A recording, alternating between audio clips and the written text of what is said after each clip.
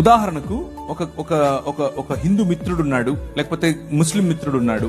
ముస్లిం మిత్రుడు వాళ్ళ ఇంట్లో పండుగ చేసుకుంటున్నారు, రంజాన్ పండుగ చేసుకుంటున్నారు. పండుగ చేసుకుని ఇఫ్తార్ పార్టీకి పిలిచాడు.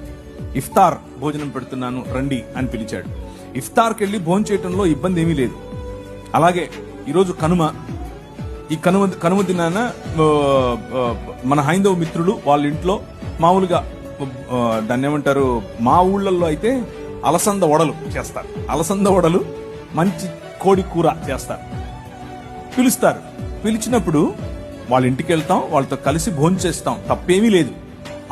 అలాంటి విందులు, అలాంటి భోజనం తప్పు కాదు. కానీ ఇక్కడే కొంచెం జాగ్రత్త వహించాలి. ఏంటంటే, మేము మీ ఇంటికి వచ్చినప్పుడు మీరు కేక్ పెడితే తిన్నారు, మేము మీ ఇంటికి వస్తాం, మీ భోజనం పెడితే తింటాం, అంతవరకు ఓకే.